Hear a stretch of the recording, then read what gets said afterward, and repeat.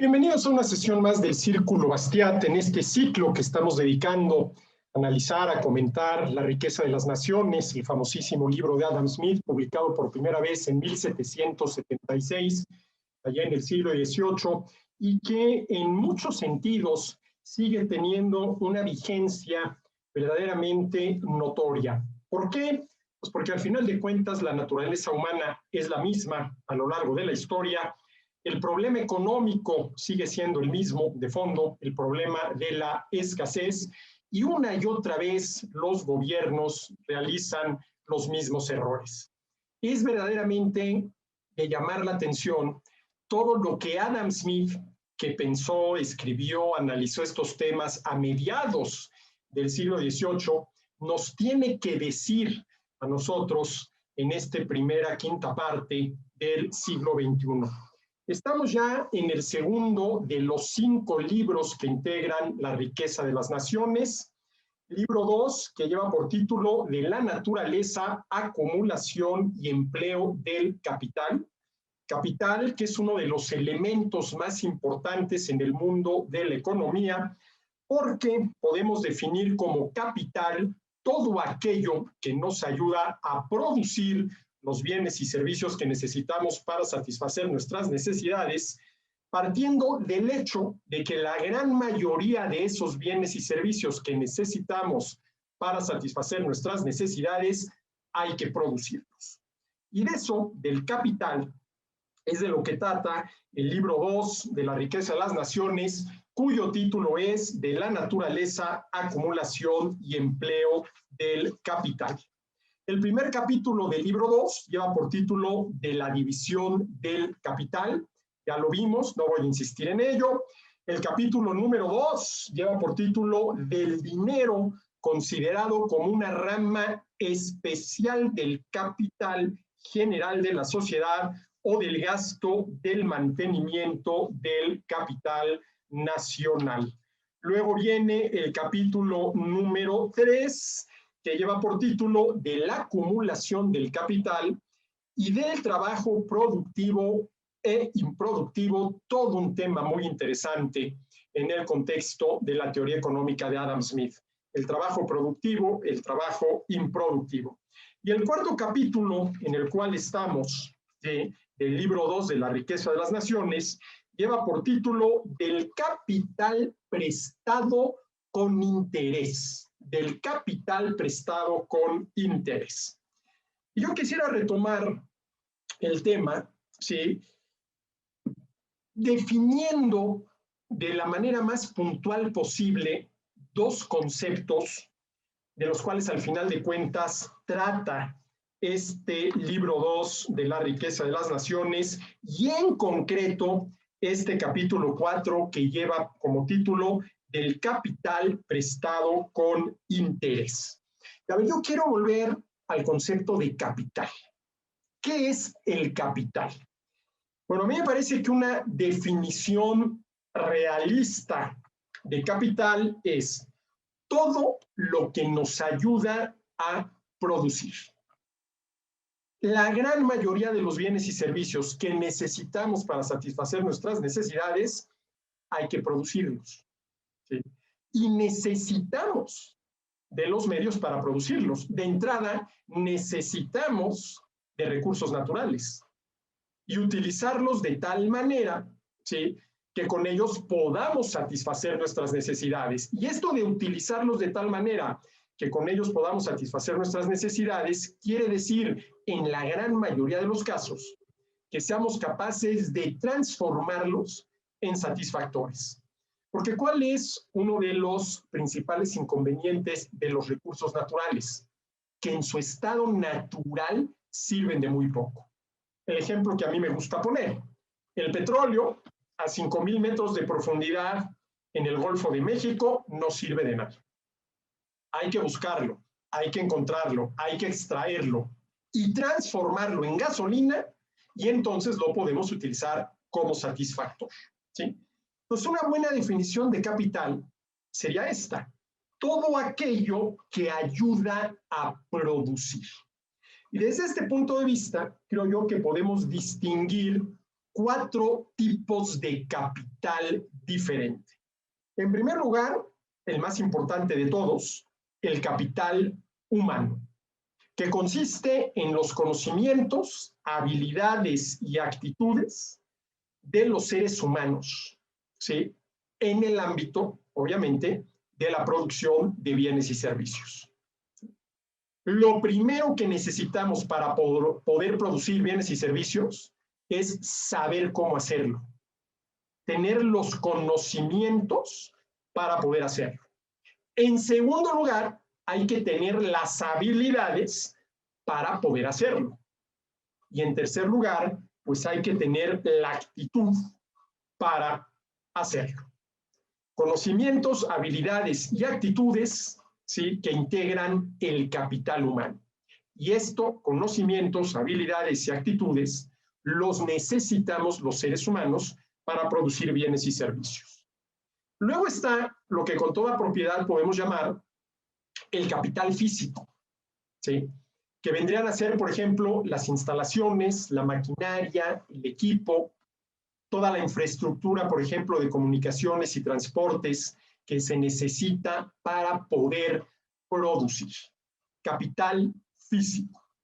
Luego podríamos hablar, ¿sí?, y de esto hasta donde yo sé, pues no es muy común hablar, de, vamos a llamarlo así, capital natural, que vendrían a ser los recursos naturales, que claramente se distinguen del capital humano, conocimientos, habilidades y actitudes del ser humano, y también se distinguen del capital físico, de las instalaciones, la maquinaria, el equipo, la infraestructura de comunicaciones y transportes, etcétera, etcétera. Capital humano, capital físico, capital natural, los recursos naturales, que en su origen son un don de la naturaleza, por más que luego se conviertan también en un producto del trabajo del ser humano.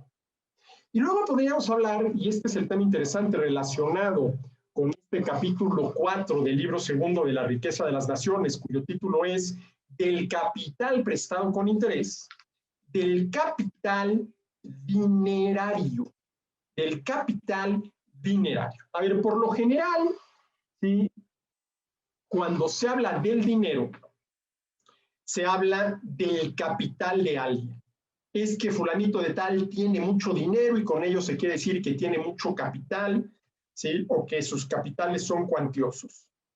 Pero la pregunta es si el dinero, por su propia naturaleza, es capital, entendiendo por dinero cualquier cosa que los seres humanos acepten como medio de intercambio, que esa es la definición correcta de dinero.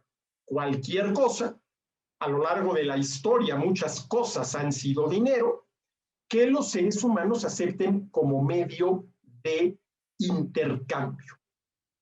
Porque, a ver, si yo defino al capital como todo lo que ayuda a producir al ser humano, hay dinero que si se convierte, por ejemplo, en inversiones directas, instalaciones, maquinaria y equipo, pues sí, ese dinero se convirtió en capital, en instalaciones, maquinaria y equipo.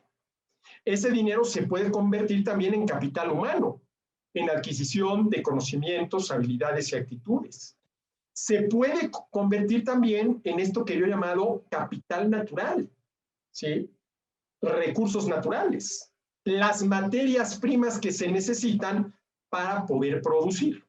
Entonces, si el dinero se convierte en algún tipo de capital, ya sea capital humano, conocimientos, habilidades y actitudes, ya sea capital físico, instalaciones, maquinaria, equipo, infraestructura de comunicaciones y transportes, o capital natural, por ejemplo, adquisición de materias primas para poder producir, a ese dinero lo podríamos calificar o considerar como capital dinerario.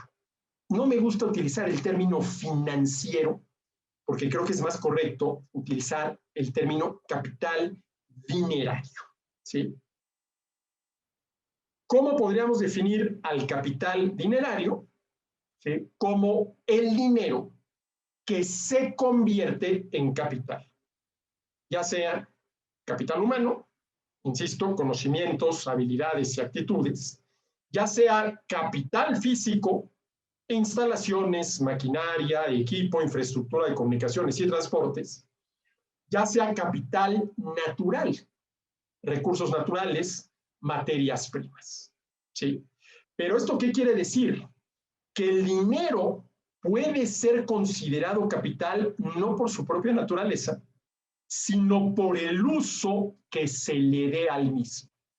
Porque si en vez de utilizar dinero para adquirir algún tipo de capital, capital humano, capital físico o capital natural, se usa ese dinero para la compra de bienes y servicios para el consumo inmediato, ese dinero ya no está ayudando a producir bienes y servicios. Es más, está ayudando exactamente a lo contrario, a destruir bienes y servicios. Bueno, ¿qué quiere decir esto de destruir bienes y servicios? Consumirlos.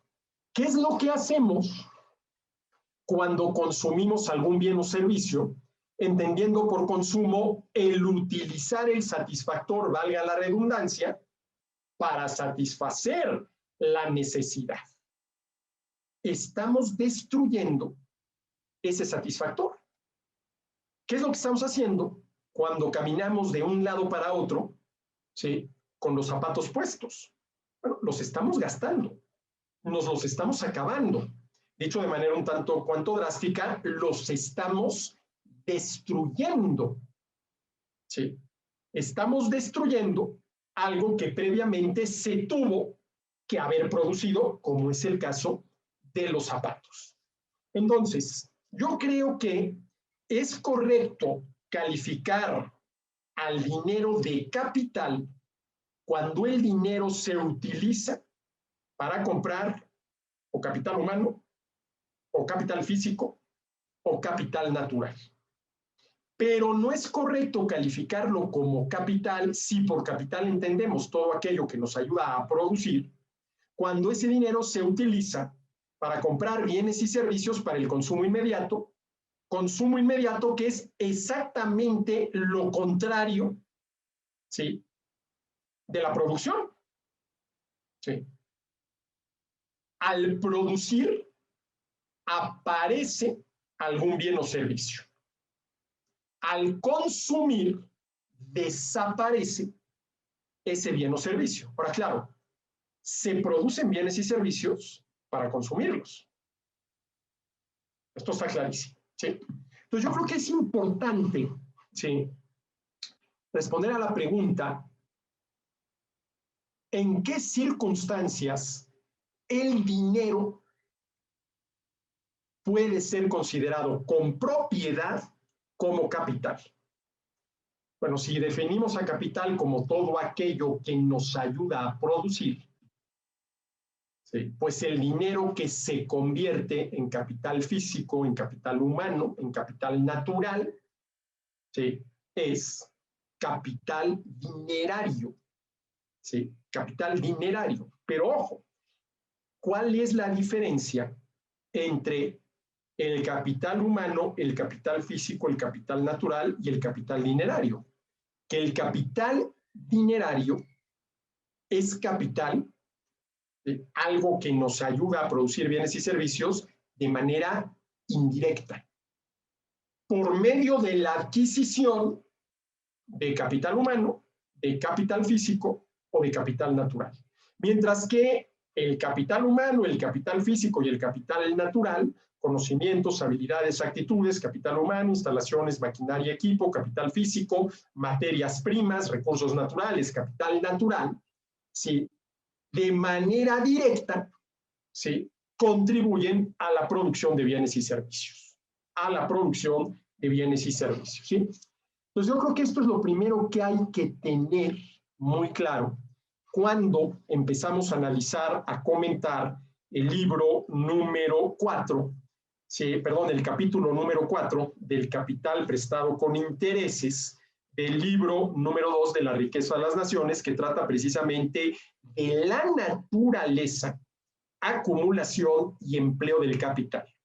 ¿Y de qué he hablado en estos ya 15 minutos que han transcurrido de esta sesión del Círculo Bastiat? Pues de la naturaleza del capital, ¿sí? Tratando de aclarar más de lo que lo hace Smith, en qué consiste el capital. En qué consiste el capital, sobre todo, ¿sí? Centrando la atención en el caso del dinero.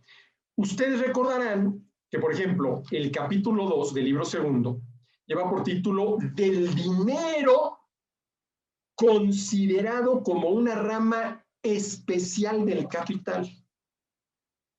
Y ya desde entonces, ¿sí? Desde que analizamos y comentamos el capítulo 2, el libro 2 de la riqueza de las naciones, ¿sí? Nos preguntamos si el dinero realmente puede ser considerado con propiedad como capital.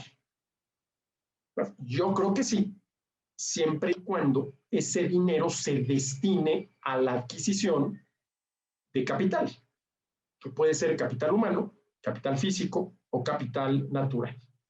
Y si ese dinero se destina a adquirir estos tipos de capital, lo podríamos considerar como capital dinerario. Entonces, ¿esto qué supone? Que podríamos de entrada hablar de 4 tipos de capital. Capital humano, capital físico, capital natural y capital dinerario. Y estas 4, ¿sí?, formas de capital las podemos dividir en 2 grupos, ¿sí? El primero, el capital que de manera directa ayuda a la producción de bienes y servicios, que sería capital humano, capital físico y capital natural. Y luego el capital, que vendría a ser el dinerario, que de manera indirecta, por medio de la adquisición de capital humano, capital físico o capital natural, ayuda a la producción de bienes y servicios. Bueno, dicho esto, otro concepto que creo yo que hay que definir, ¿sí?, de la manera más puntual posible, es el de inversión. Es el de inversión, ¿sí? A ver, ¿cómo podemos definir a la inversión? Como los medios que utilizamos los seres humanos para multiplicar nuestro ingreso. Esta es una buena definición de inversión. Los medios que utilizamos los seres humanos para multiplicar nuestro ingreso. O dicho de otra manera, para multiplicar el producto de nuestro trabajo, que eso es el ingreso. ¿Cuál es la definición correcta de ingreso? El producto del trabajo de cada quien, ¿sí? Si yo me saco la lotería, ¿sí?, estrictamente hablando, no podría yo decir, ¿sí?, que se incrementó mi ingreso. Hombre, se incrementó la cantidad de dinero a mi disposición, pero ese aumento en la cantidad de dinero a mi disposición no fue consecuencia de mi trabajo, sino de la suerte de que me saqué la lotería.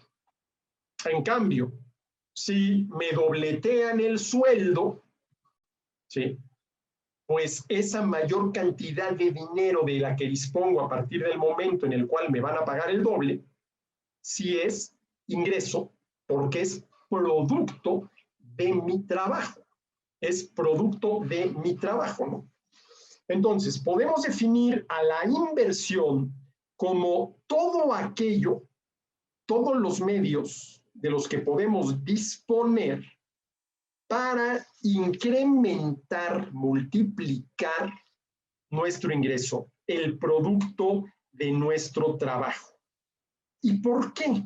Bueno, ustedes recordarán lo que dice Adam Smith en el capítulo anterior, en el capítulo 3, de la acumulación del capital o del trabajo productivo e improductivo, cuando habla de un esfuerzo uniforme, constante e ininterrumpido de cada persona para mejorar su condición. ¿Sí? Y que es, como dice Smith, un esfuerzo con frecuencia tan poderoso como para mantener el rumbo natural de las cosas hacia el progreso, a pesar de tanto despilfarro del gobierno como de los mayores errores de la administración. A ver, ¿qué es lo que está diciendo Smith? Que los seres humanos tenemos una propensión natural, ¿sí?, a elevar nuestro nivel de bienestar. Que somos seres, vamos a decirlo así, naturalmente insatisfechos. Y no solo porque podamos querer más, sino porque podemos querer mejor. No solo porque podamos querer más satisfactores a nuestra disposición, sino porque podemos querer mejores satisfactores a nuestra disposición. ¿Sí?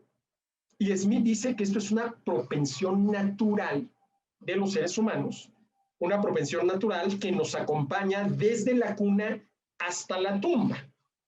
Y esto lo podríamos relacionar con el tema de las inversiones, definidas como todos los medios a nuestra disposición que podemos utilizar para multiplicar el ingreso. Oye, ¿y por qué queremos multiplicar el ingreso? Porque los seres humanos tenemos esta propensión natural a mejorar nuestra condición, a elevar nuestro nivel de bienestar, para lo cual, sí, una condición necesaria, pues es que multipliquemos nuestro ingreso, que multipliquemos el producto de nuestro trabajo, ¿sí? Y para ello hay que invertir. Y aquí Smith distingue claramente dos tipos de inversiones distintas. La primera no la llama él así, pero al final de cuentas de eso está hablando, lo que es una inversión financiera. ¿En qué consiste una inversión financiera? En prestarle una determinada cantidad de dinero a alguien a cambio, ¿sí?, del pago de intereses. Y es el pago de intereses lo que permite que el dinero prestado, que es parte de nuestro ingreso, parte del producto de nuestro trabajo, se multiplique. Y si la tasa de interés es superior, suponiendo que la haya, a la inflación, es decir, es una tasa de interés real positiva, el poder adquisitivo de nuestro dinero se estará multiplicando. Que al final de cuentas, eso es lo que importa, que se multiplique el poder adquisitivo de nuestro dinero. Una inversión financiera, ¿sí? Pero además de las inversiones financieras, están las inversiones directas, ¿sí?, que son las que se destinan a producir bienes y servicios para ofrecérselos a los consumidores, a crear empleos, puesto que para producir alguien tiene que trabajar, y a generar ingresos, puesto que a quien trabaja se le paga por hacerlo. Y esa, la inversión directa, también es una manera, ¿sí?, de multiplicar el ingreso, ¿sí? Y bueno, ¿sí?, el capítulo 4 lleva por título del capital prestado con interés, es decir, de las inversiones financieras.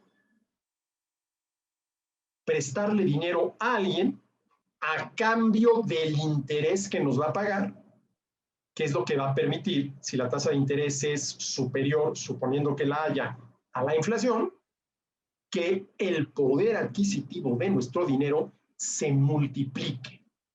Ahora hay que tener muy clara la diferencia entre capital, definido como todo aquello que nos ayuda a producir, ¿sí?, e inversión, como los medios por medio de los cuales podemos multiplicar el ingreso.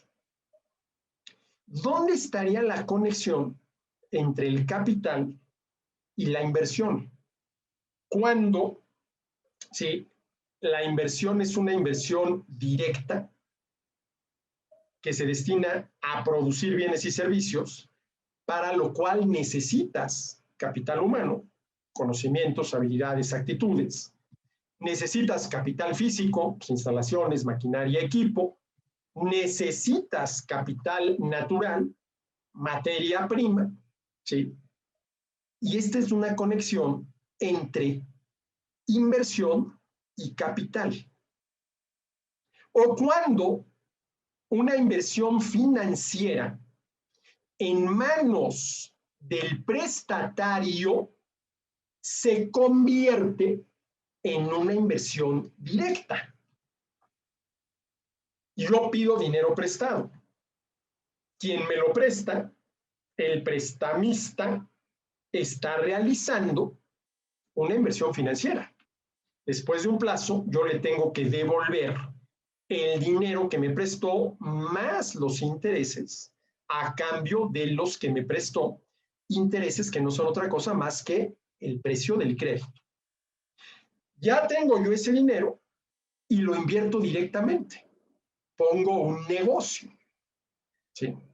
El prestamista realizó una inversión financiera. Yo, el prestatario, con ese dinero realicé una inversión directa, por lo que ese dinero puede ser considerado, porque al final de cuentas eso es capital dinerario. Pero ¿qué pasa si yo pido dinero prestado? ¿Sí? No para invertirlo directamente, sino para destinarlo a la compra de bienes y servicios para consumo inmediato.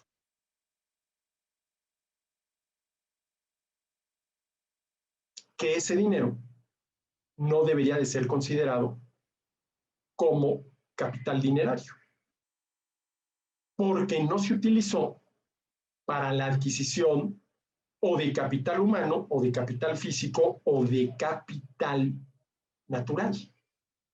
Se destinó a la compra de bienes y servicios para el consumo inmediato.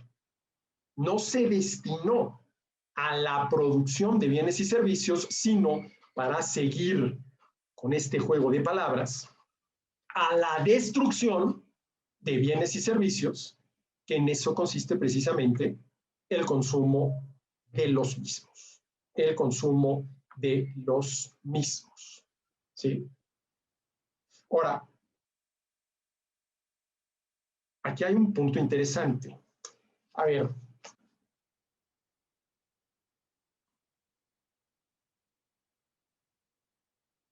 el prestamista que lleva a cabo una inversión financiera, que presta una determinada cantidad de dinero a cambio de la tasa de interés que le van a pagar, tiene la intención de multiplicar su ingreso.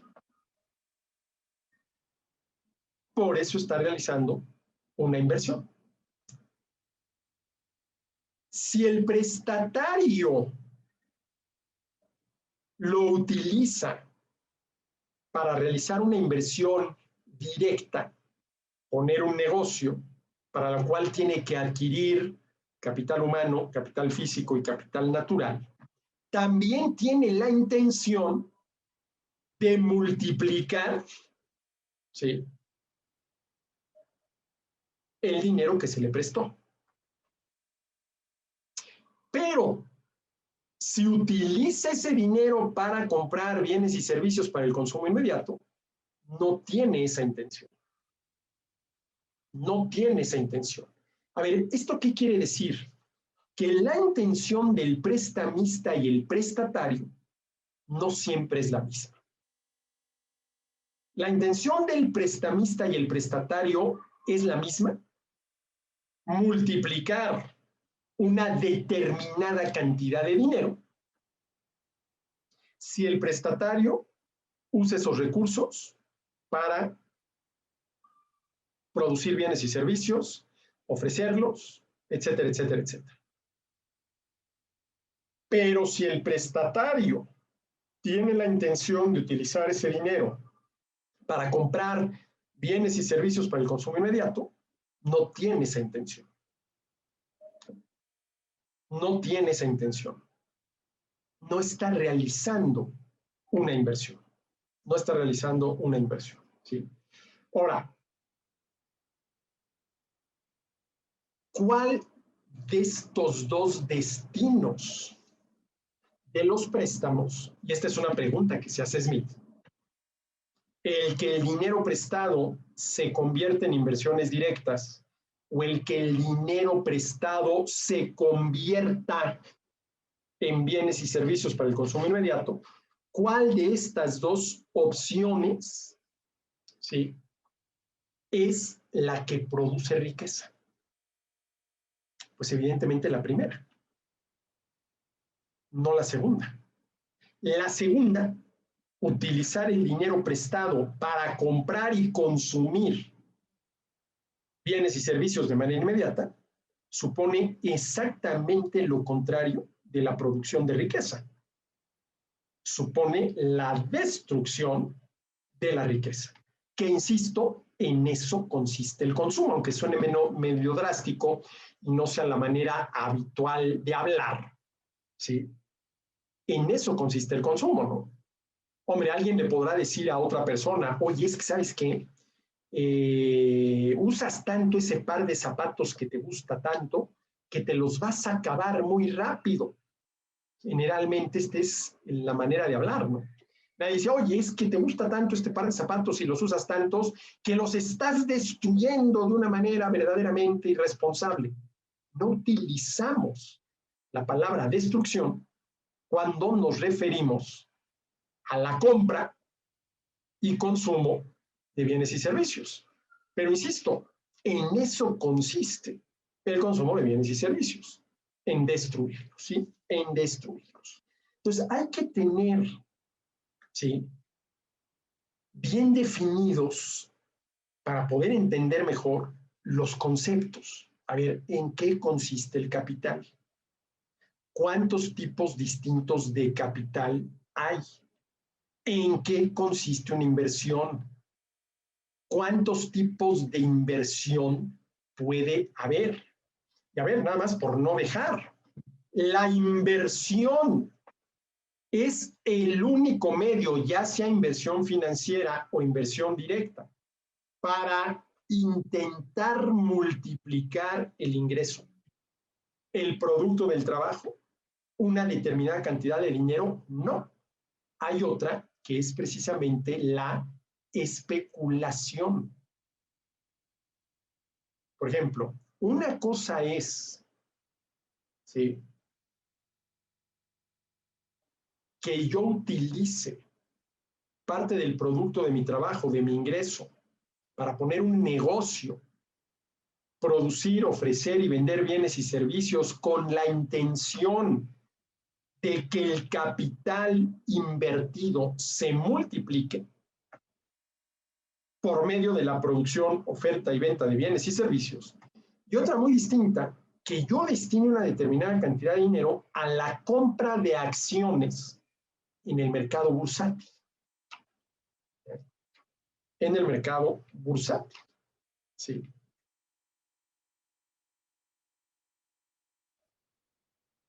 A esa conducta, la compra de acciones en el mercado bursátil, con la intención, obviamente, de que se multiplique la cantidad de dinero originalmente utilizada en la compra de las acciones, para lo cual el precio de las acciones tiene que subir y uno debe venderlas, ¿sí?, cuando ese precio sea mayor al precio al cual se compraron. puede ser considerada como inversión o debe ser considerada como especulación.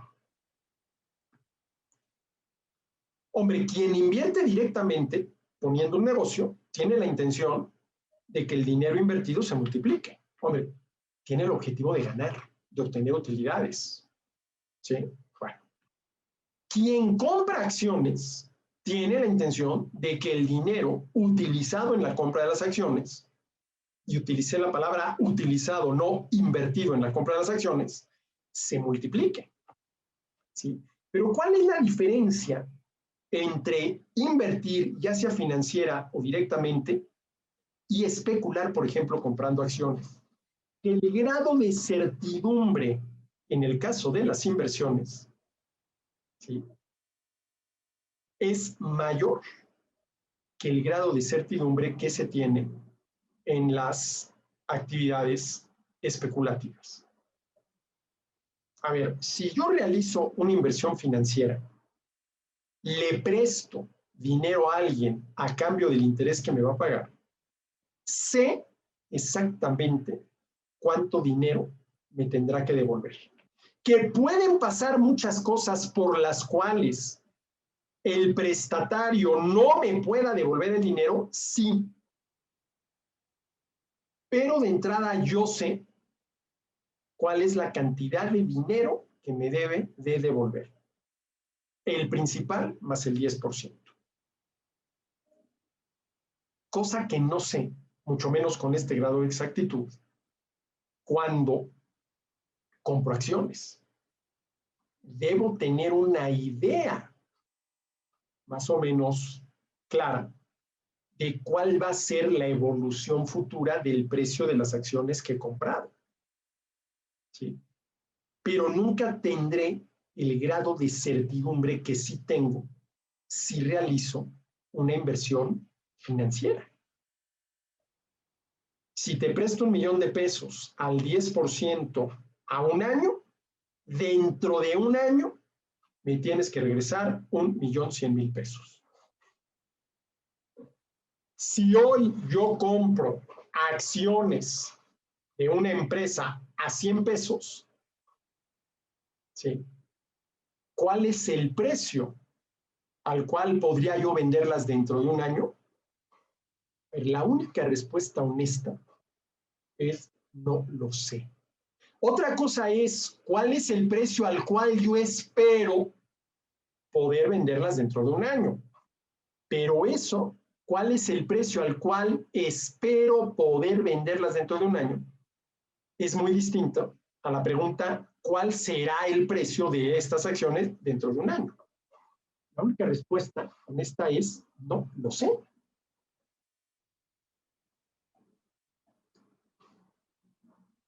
Si yo en vez de realizar una inversión financiera realizo una inversión directa, voy a poner un negocio, ¿sí?, debo de tener una idea clara, ¿sí?, de cuál va a ser la ganancia que voy a obtener en un determinado periodo de tiempo. Tal vez no con la certeza que tiene quien realiza una inversión financiera, ¿sí?, pero sí con un grado de certeza mayor comparado con quien compra acciones en la bolsa de valores. ¿Sí? Tanto quien invierte como quien especula tiene la intención de multiplicar el dinero utilizado para invertir o para especular. Pero yo sí creo que hay una diferencia y hay que mantenerla, ¿sí?, y hay que reconocerla y actuar en consecuencia entre inversiones, el grado de certeza que se tiene cuando se trata de una inversión, y especulaciones, vamos a llamarle así, o conductas especulativas, ¿sí?, como puede ser el caso de la compra de acciones. Ahora, al final de cuentas, cualquier conducta humana Cualquier acción humana tiene en mayor o menor medida un componente especulativo. Es decir, nunca podemos estar a priori 100% seguros de que vamos a lograr el objetivo que nos proponemos. Vuelvo al ejemplo de una inversión financiera. Yo, prestamista, sé a priori, ¿sí?, qué cantidad de dinero me debe de devolver el prestatario una vez que se cumple el plazo del préstamo. Eso lo sé. Te presté 1,000,000 de pesos a un año al 10%, dentro de un año, ¿sí?, me debes regresar 1,100,000. Yo sé cuánto me debes de regresar. Lo que no sé a ciencia cierta es si me lo vas a poder regresar. Porque pueden pasar muchas cosas, ¿sí?, por las cuales, por más que quieras devolverme el dinero que me debes, no lo puedas hacer. Claro, y entonces ahí tenemos que ver, bueno, a ver cuáles son las garantías que dejaste, vamos a hacerlas válidas y lo que ustedes gusten y manden.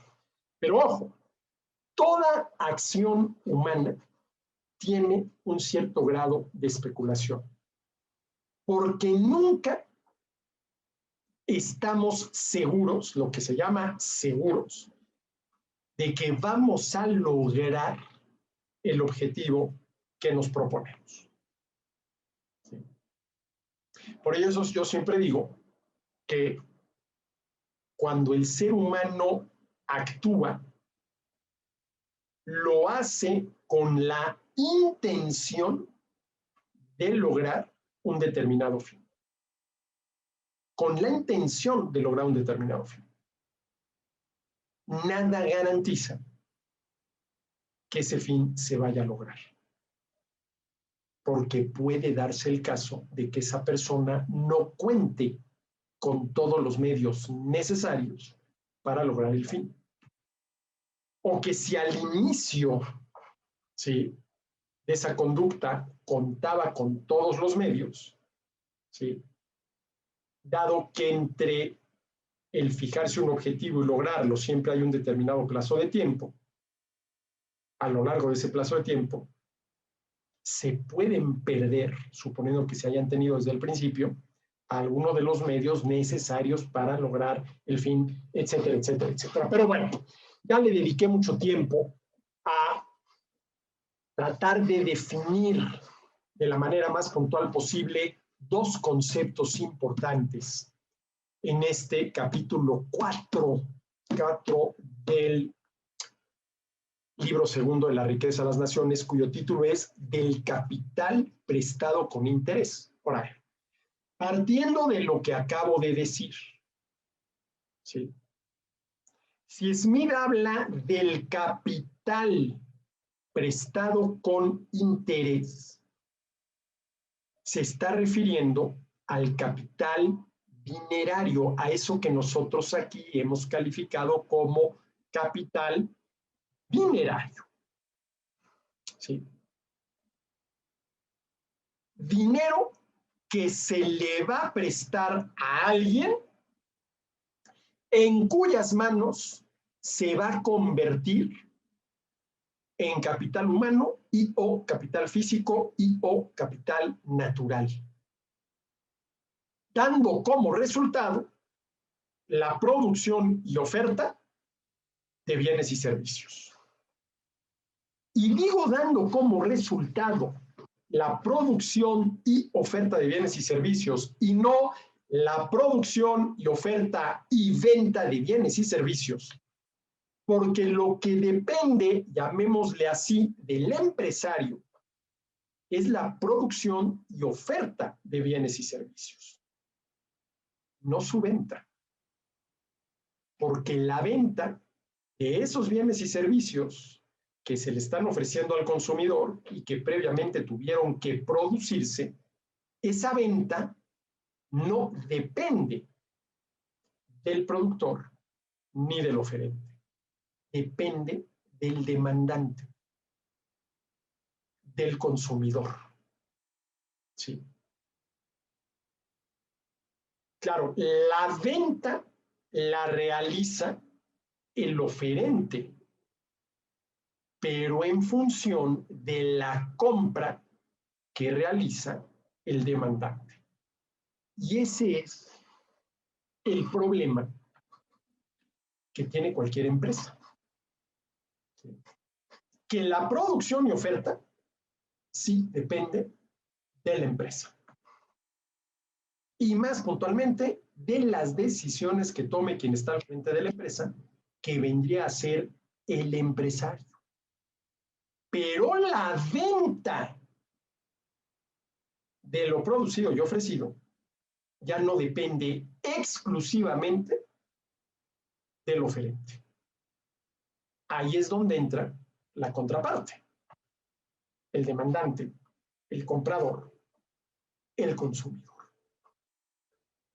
Si producción, oferta y venta dependieran exclusivamente del empresario, no habría empresa que quebrara, porque la venta dependería del empresario. Esto obviamente no es así,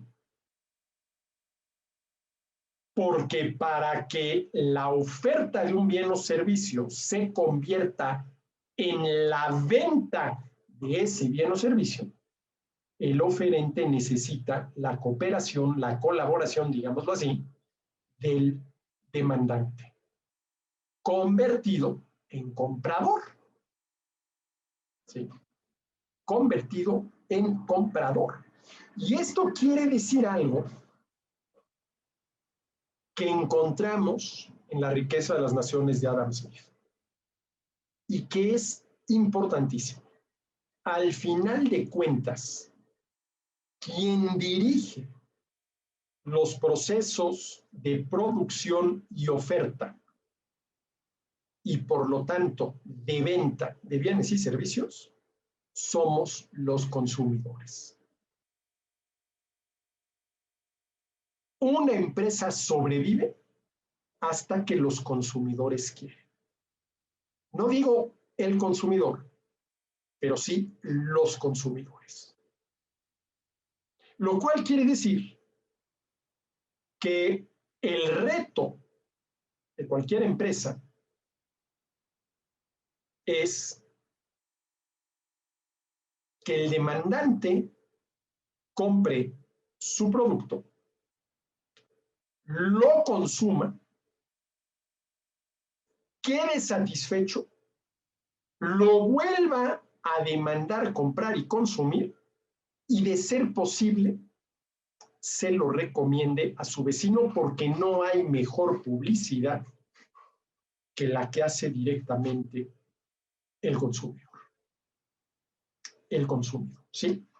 Entonces, a ver, el título de este capítulo 4 del libro 2 de La riqueza de las naciones es del capital prestado con interés.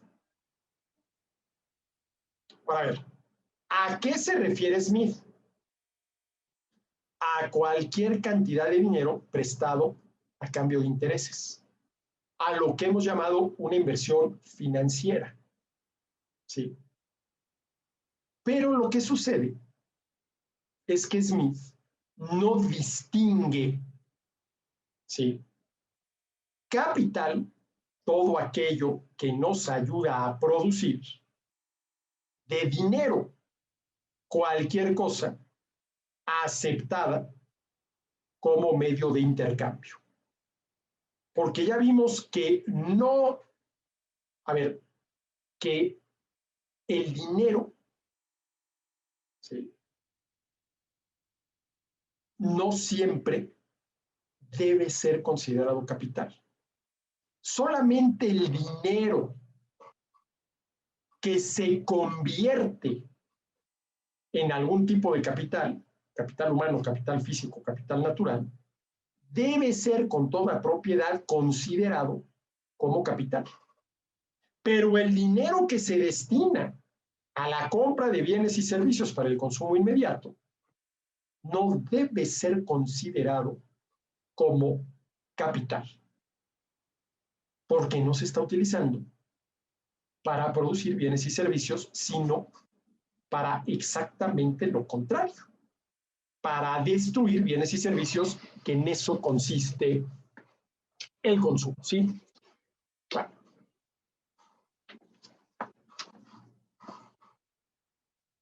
Cada vez me convenzo más de que es muy importante cuando hablamos de estos temas, y de cualquier otro tema, dicho sea de paso, ¿sí?, definir de la manera más exacta, más correcta, suponiendo que la corrección tenga grados, los conceptos que estamos manejando. Por eso le destiné yo aquí algunos minutos, ¿sí?, a definir capital, a responder a la pregunta si en todos los casos el dinero debe ser considerado como capital, a definir inversiones, a distinguir aquellas conductas que desde mi punto de vista sí suponen una inversión, ya sea financiera, ya sea directa, de las que suponen una especulación, como sería la compra de acciones en la bolsa de valores. Entonces, el capítulo 4 del libro segundo lleva por título Del capital prestado con interés. Dice Smith, el prestamista siempre considera que los fondos prestados con interés son capital.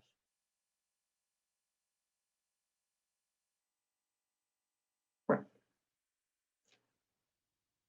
yo diría que no.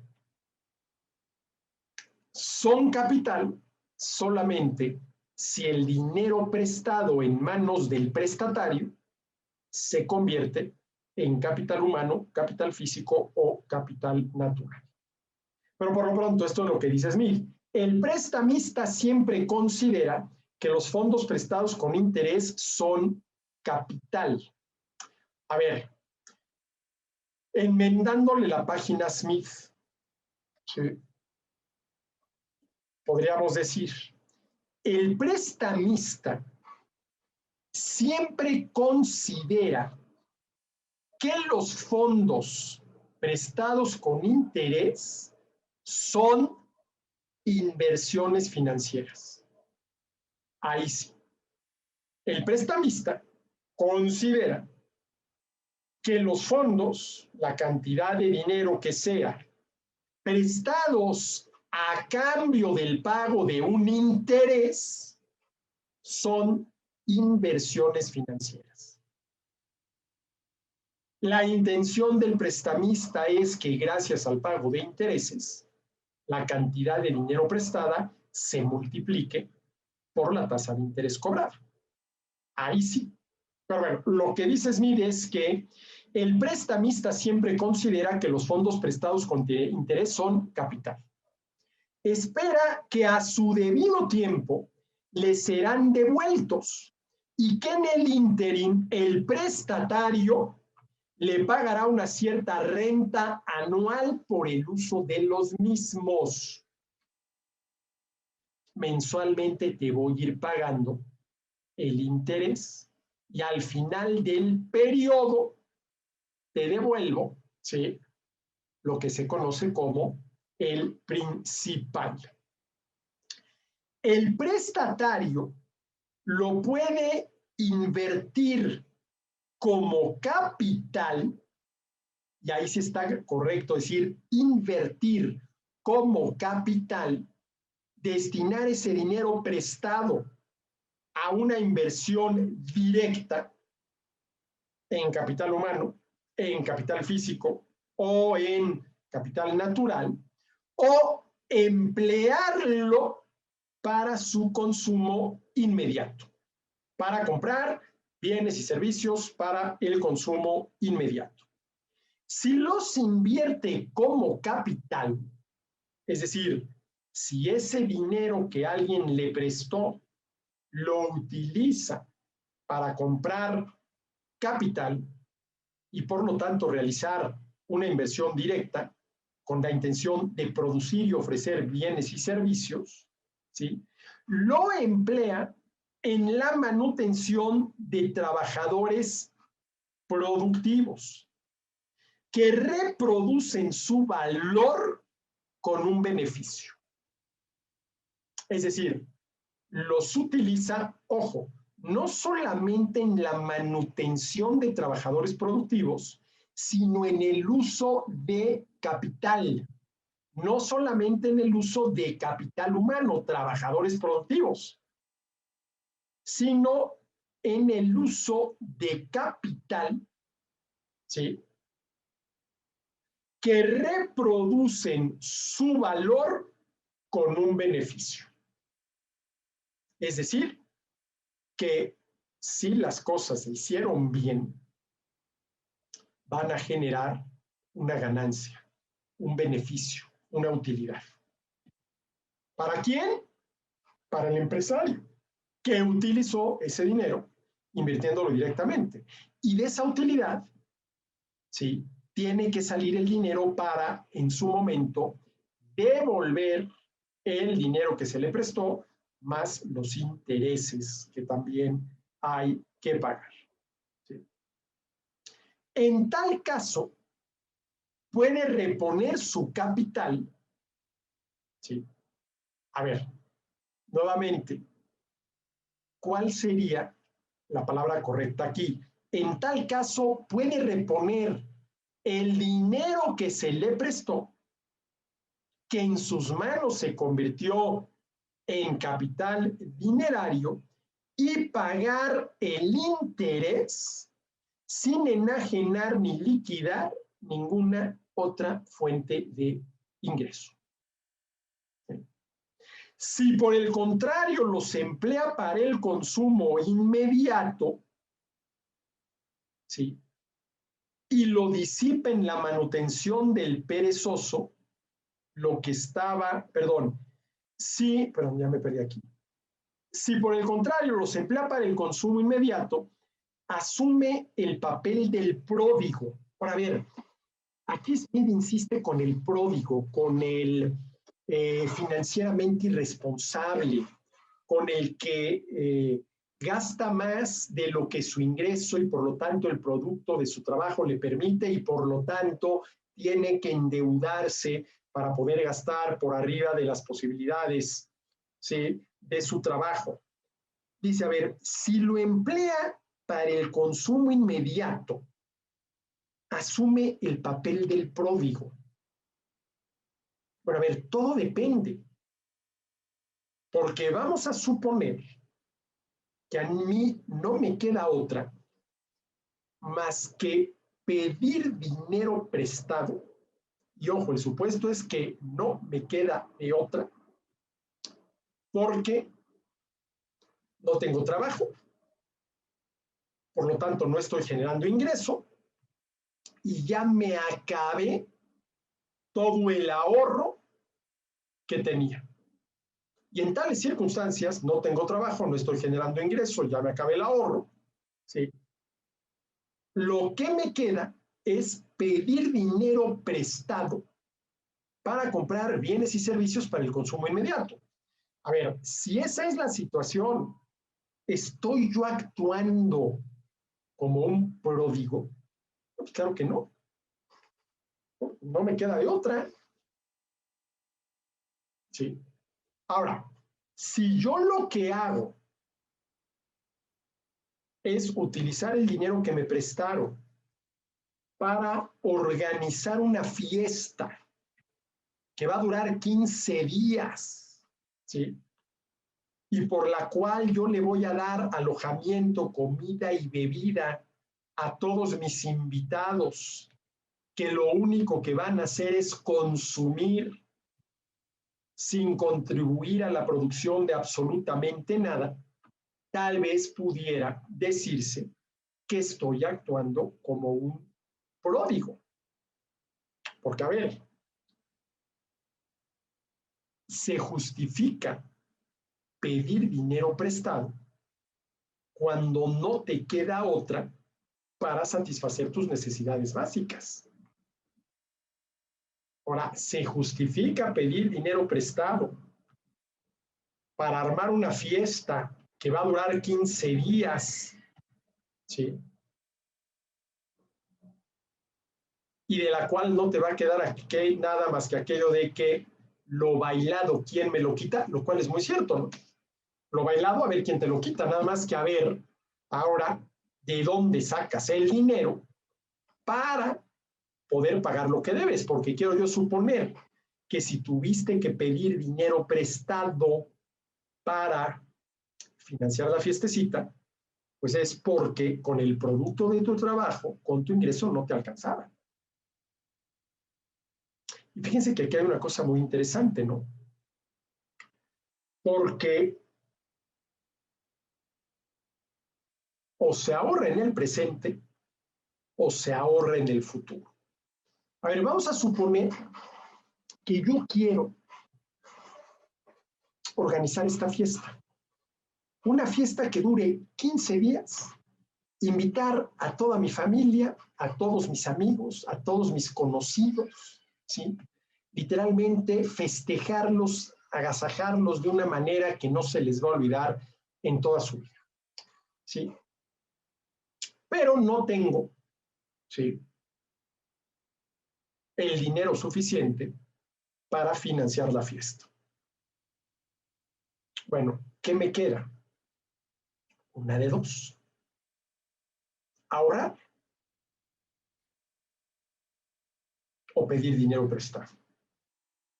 Ahorrar, ¿sí?, entendido el ahorro como una inversión financiera. A ver, ¿cuánto puedo reducir, ¿sí?, de mi consumo presente para destinar esa cantidad de dinero, ¿sí?, a una inversión financiera? A abrir una cuenta de ahorros en un banco que me va a pagar intereses. Es decir, la primera opción para poder financiar esa fiesta, ¿sí?, es sacrificar hoy consumo presente, destinar ese dinero a una inversión financiera, prestarle dinero a alguien a cambio de los intereses que me pague, y una vez que por el camino de esa inversión financiera tenga yo ya el dinero suficiente para pagar la fiesta, hacer la fiesta. Esa es una posibilidad. La otra es exactamente la posibilidad contraria. Ahora, a ver, ¿cuál es la posibilidad contraria? ¿Qué es lo contrario del ahorro? Porque aquí la primera posibilidad es ahorrar. He entendido el ahorro como una inversión financiera. Porque yo lo que quiero es que el dinero ahorrado se multiplique. Y para eso tengo que realizar algún tipo de inversión. Y una posible inversión es una inversión financiera. Presto el dinero a cambio de los intereses que me pagan. ¿Qué es lo contrario del ahorro? Por lo general la gente responde el gasto. Y no. Lo contrario del ahorro no es el gasto. Lo cual no quiere decir que si quieres ahorrar, tendrás que reducir tu gasto. Pero eso es otra cosa. Lo contrario del ahorro es pedir prestado. Porque, a ver, a quien ahorra le sobra. Por lo menos le sobra sobre la satisfacción de sus necesidades básicas. Quien ahorra, le sobra. ¿Qué es lo contrario de le sobra? Le falta. Y a quien le falta, a quien no le alcanza con el producto de su trabajo, a quien no le alcanza con el ingreso que genera, ¿qué debe de hacer? Pedir dinero prestado. Entonces, si ahorra, quien le sobra, pide prestado, quien le falta. Lo contrario de ahorrar, entendido como inversión financiera, prestarle el dinero a alguien es pedir dinero prestado. Esa es la segunda opción. ¿Sabes qué? Es que yo no me quiero esperar 2 años hasta que esta inversión financiera, ¿sí?, haya multiplicado el dinero ahorrado en una cantidad suficiente que me permita pagar la fiesta que quiero hacer. No me quiero esperar 2 años. Pues entonces, en vez de prestarle el dinero a alguien, pídele dinero prestado a alguien.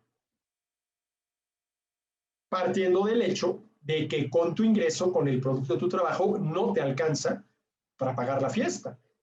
Y si no te alcanza y la quieres realizar ya, pues tienes que pedir dinero prestado. ¿Sí? Nada más que abusado, porque el dinero que pidas prestado lo vas a tener que devolver más los intereses. Y si ese dinero lo vas a utilizar para pagar una fiesta que no puedes pagar con tu ingreso, con el producto de tu trabajo porque no te alcanza, cuando tengas que pagar esa deuda, vas a tener que echar mano de tu ingreso, del producto de tu trabajo, y entonces es cuando vas a tener que sacrificar consumo inmediato, consumo presente, para poder pagar lo que debes. Fíjense, esto es interesante. ¿Cuál es la ventaja de la primera opción? Voy a ahorrar, a invertir financieramente ese dinero, ¿sí? Y una vez transcurridos 2 años, por poner un periodo de tiempo, que el dinero así ahorrado se haya multiplicado en la cantidad suficiente para que yo haga esta fiesta que va a ser espectacular, la hago. ¿Cuál es la desventaja de esta opción? Que me tengo que esperar 2 años para la fiesta. ¿Cuál es la ventaja? Que no me tuve que endeudar. Y que voy a dormir tranquilo. ¿Cuál es la ventaja de la segunda opción? Pedir dinero prestado para pagar la fiesta, que la fiesta la realizo los próximos 15 días. ¿Cuál es la desventaja? Que luego, una vez que transcurrió la fiesta, vas a tener que empezar a pagar el préstamo que se te hizo. Vas a tener que reducir tu consumo. ¿Sí? Pero ojo, si yo estoy ahorrando, en cualquier momento puedo dejar de ahorrar. Vamos a suponer que de pronto un mal mes, ¿sí?, y no puedo seguir ahorrando lo mismo que venía ahorrando los meses anteriores porque lo que ustedes gusten y manden. Se cayeron las ventas de mi negocio y se redujo mi ingreso. No, pues no hay problema. Ese mes no ahorras. Es más, puedes echar mano. Duermes más tranquilo. Pero ¿qué pasa si pediste dinero prestado? Que mes tras mes tienes que pagar lo que hay que pagar, independientemente de qué pase con tus ingresos, de qué pase con el producto de... ¿Cuál es uno de los problemas que yo veo en la cultura financiera contemporánea? Que se le da un mayor peso al pedir dinero prestado que al prestar dinero financieras.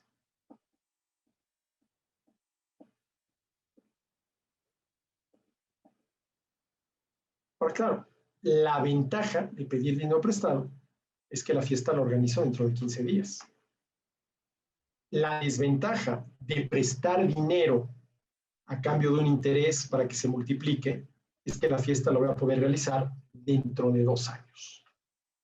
Dentro de 2 años, ¿sí?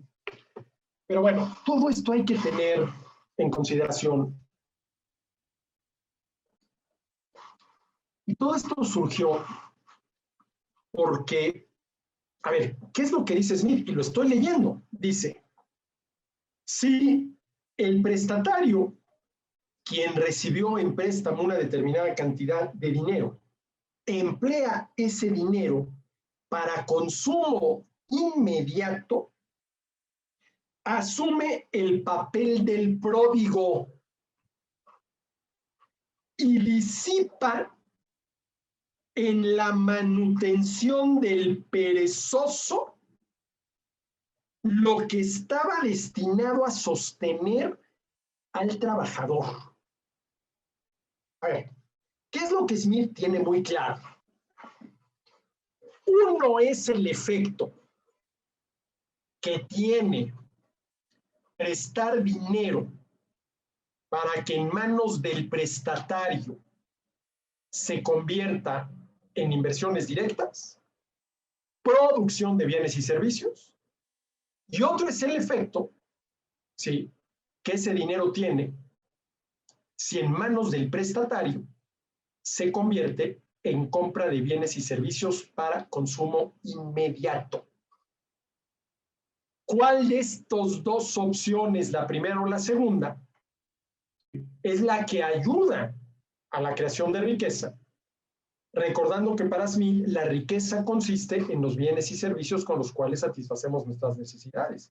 Pues evidentemente que la primera, ¿sí?, que en manos del prestatario el dinero que se le prestó se destine, ¿sí?, a la adquisición de capital, ya sea capital humano, ya sea capital físico, ya sea capital natural, que se destine a inversiones directas para producir bienes y servicios, crear empleos, generar ingresos. No a la compra de bienes y servicios para el consumo inmediato. Ahora, la pregunta es, en todos los casos, en cualquiera de los casos en que alguien pide dinero prestado para comprar bienes y servicios para el consumo inmediato, ¿está actuando de manera irresponsable? Claro que no. Vuelvo al que se quedó sin trabajo, ya no genera ingresos, ya se acabó los muchos o pocos ahorros que tenía y no le queda otra opción más que recurrir a un préstamo, por ejemplo, hoy en día tarjeta de crédito, para comprar alimentos y llevarlos a su casa. A ver, esta persona está actuando de manera irresponsable. Lo podríamos calificar de un pródigo, sobre todo si ya agotó todas las posibilidades inmediatas para conseguir trabajo, volver a trabajar y generar ingreso. Pues no, ahora claro, ¿sí?, tarde o temprano va a llegar el momento en el cual va a tener un problema. ¿Sí? A ver, ¿esto qué quiere decir? Una verdad relacionada con un hecho, ¿sí?, clarísimo. Al final de cuentas, vivimos gracias al trabajo. Alguien tiene que trabajar para que podamos sobrevivir. ¿Sí? Alguien tiene que trabajar para que podamos sobrevivir. Entonces, vuelvo a esto que dice Smith. Si los emplea el dinero que se le prestó para consumo inmediato, asume el papel del pródigo y disipa en la manutención del perezoso, desde lo que estaba destinado a sostener al trabajador. Dicho de otra manera, lo que estaba destinado a convertirse en capital, a convertirse en una inversión directa. Pero a ver, esto tampoco es cierto. ¿Sí? No todo dinero que se presta está destinado a convertirse en inversiones directas. Eso no es cierto. Eso dependerá del uso que el prestatario le dé al dinero que se le presta. ¿Sí? Al dinero que se le presta. ¿Sí? Bueno, luego dice Smith, el capital prestado con interés, y aquí nuevamente ahí debería de decir el dinero prestado con interés, es sin duda empleado ocasionalmente de las dos formas. Se usa para adquirir capital, inversiones directas, o se usa para comprar bienes y servicios para el consumo inmediato. Pero mucho más a menudo en la primera para adquirir capital que en la segunda para adquirir bienes y servicios para consumo inmediato. ¿Sí? Una persona que pide prestado para gastar se arruinará pronto. A ver, una persona que una y otra vez pide prestado para comprar bienes y servicios para el consumo inmediato, se arruinará pronto. ¿Sí? Y el que le presta tendrá por lo general motivos para arrepentirse de su estupidez. ¿Sí? Y esto es cierto. Sin embargo, parafraseando a Smith, una persona que pide prestado para, lo digo en términos modernos, invertir directamente, adquirir capital, ¿sí? Capital físico, humano, natural, ¿sí? No se arruinará pronto. Y el que le preste tendrá, por lo general, no tendrá, por lo general, motivos para arrepentirse de su conducta, para arrepentirse de su conducta, ¿sí? Bueno. Luego viene aquí toda una serie de reflexiones en torno al mismo tema, ¿sí? Pero lo que sí queda claro es que Smith dice que, lo voy a decir en términos contemporáneos, el bienestar de la gente, bienestar que depende de la cantidad, calidad y variedad de los bienes y servicios de los que dispone para satisfacer sus necesidades, la mayoría de los cuales, la gran mayoría de los cuales, tiene que producirse, dependerá, ¿sí?, de que, ¿sí?, el dinero prestado se convierta en capital dinerario. Es decir, en dinero que se use para adquirir capital. Capital humano, conocimientos, habilidades, actitudes, capital físico, instalaciones, maquinaria, equipo, infraestructura de comunicaciones y transportes, capital natural, materias primas, recursos naturales. ¿Sí? Y en esto tiene razón. Y termino